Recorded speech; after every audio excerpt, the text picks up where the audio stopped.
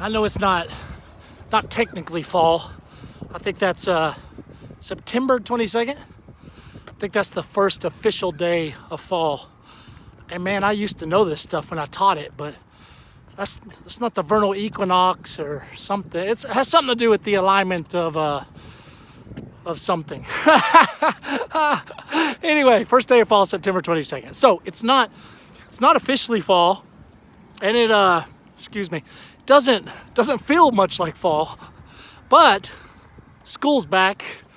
Around here, my wife's been teaching a good 2 weeks now, and kids have been back, I think, 7 days, Thursday and Friday of the week before, and then this entire week.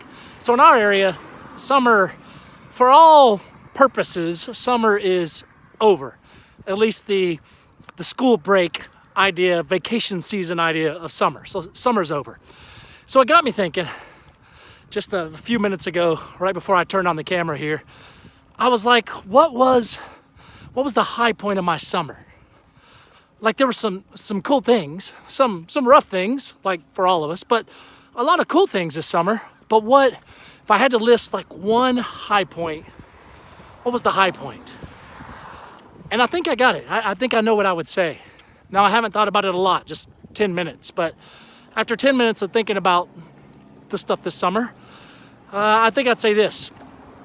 My daughter, my oldest daughter, her name's Hannah, she got married last December. She married her high school sweetheart, a guy I really, really dig. Like, I sincerely like him a lot. I mean, I love him now. He's my son-in-law, but I liked him before I loved him as a son-in-law. And my wife likes him. Our family likes him. Grandparents like him. I mean, we're blessed. Our daughter married a really neat dude.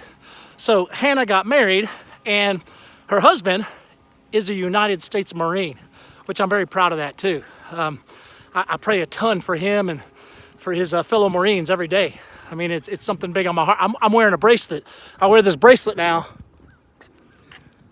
It says Marines. I wear it very much on purpose because I want to be reminded of who they are and what they do and their training and their standing ready and their deployment around the world and, you know, all that stuff. I don't have to tell you. You know what military families do.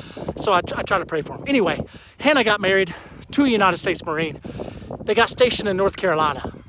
This summer, we got a chance to drive out there. It's like 25 hours, 23, 24 hours from our house here in Texas.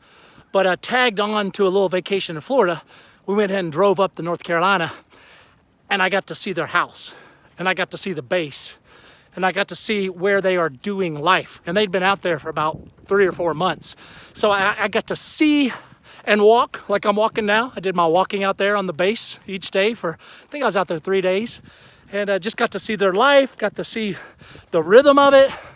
I'd seen stuff through FaceTime, and we text, of course, and we call and we talk. But seeing it like in person, that was the high point of my summer.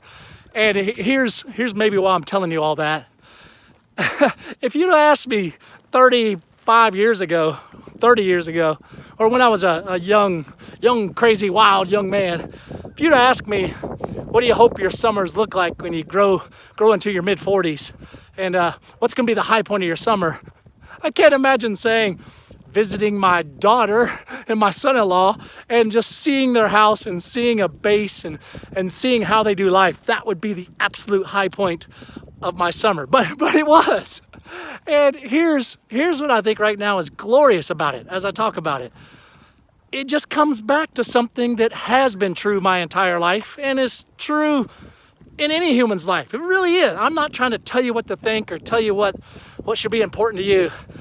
But I'll tell you this, just speaking for me, very subjectively for me, relationships, especially close relationships, that's 1,000% the spice of life. And I was reminded this summer that my high point was just seeing my daughter and my son-in-law in their element, doing what they do and living life. And that was so fulfilling, so beautiful. And I've had other relationship stuff this summer that was very fulfilling, but if I really look at the times that meant the most, it was with friends, it was with family, it was meeting new people, it was cool conversations. It's relationship stuff. And I'll be honest, I'm a lot more of an introvert than people think I am. I need time away from people, significant time away from people. Hold on one second. I accidentally cut you off, sorry.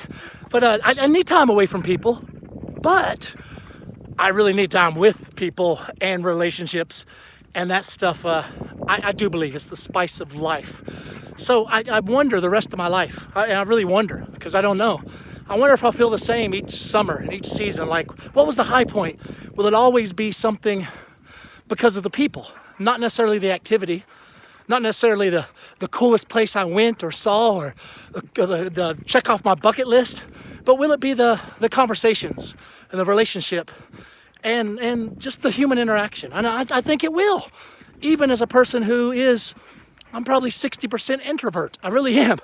But the 40% loves people, and that 40%, those are pretty much the high points of my life. So anyway, thinking about summer, thinking about the high point, thinking about Hannah and Jared, and man, I love them, miss them, proud of them. And also just thinking that this life, if there's anything to really go after and invest in and cherish, it's people, relationships, friendship, family. I want to keep doing that better. I really do. I want to keep doing that better. All right, I'm done yakking.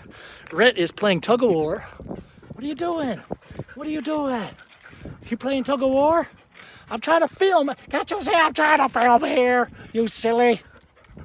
Okay, see y'all. Peace, love, queso. Bye.